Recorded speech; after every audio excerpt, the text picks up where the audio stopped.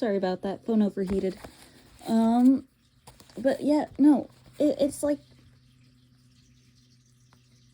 he knows the royal family, or at least what was the royal family. I don't think we ever discover what happened to them.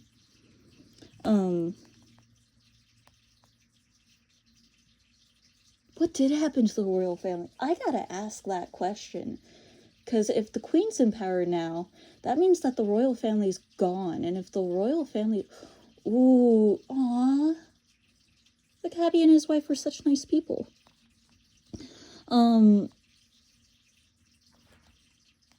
We might all try minding our own business, said he. And that was the end of that conversation.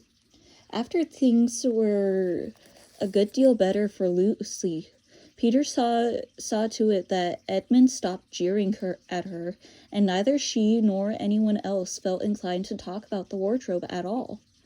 It had become a rather alarming subject, and so for a time it looked as if the adventures were coming to an end.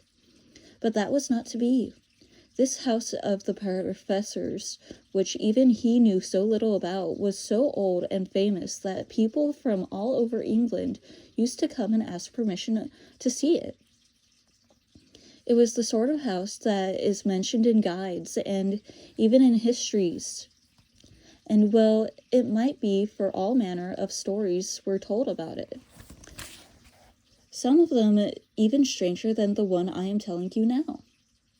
And when parties of sightseers arrived and asked to see the house, the professor always gave them permission.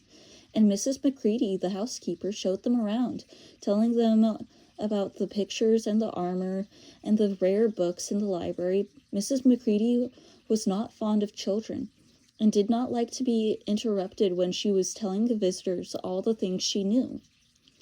She had said to Susan and Peter almost on the first morning, along with a good many other instructions, and please remember, you're to keep out of the way whenever I am taking a party over the house.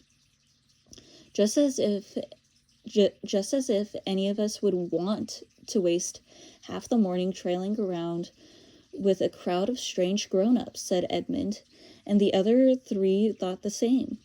That was how the adventures began for the second time. A few mornings later, Peter and Edmund were looking at a suit of armor, wondering if they could take it to bits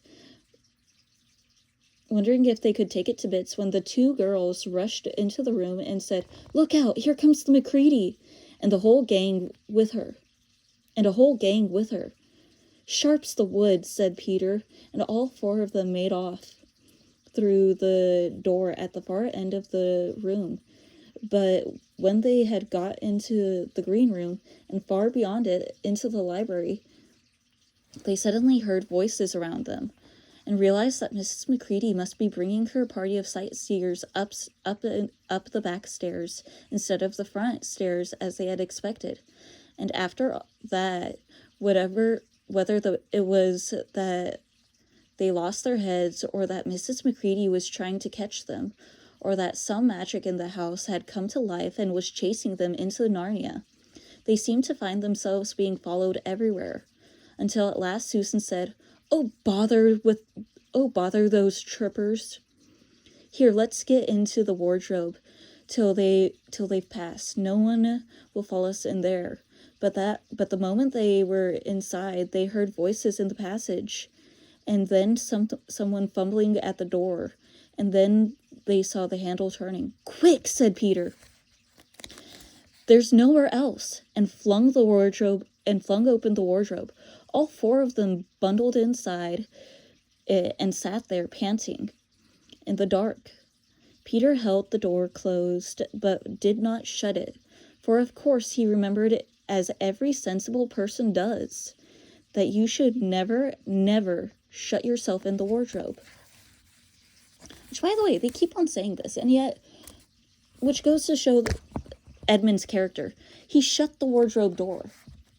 Like, he's not a sensible person. He doesn't think about it, which again goes to what Peter said earlier, if you never really think of things. Also, the next one is Into the Forest, which means, like, you know it's going to be good. And it starts at 59 and ends at 68. Oh, it's only 9 pages? Dang. That's short.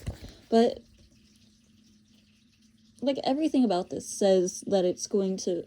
Like, everything about what just happened says that, A, the professor believes them. Well, of course he believes them. He went to Narnia. But, like, I'm sorry.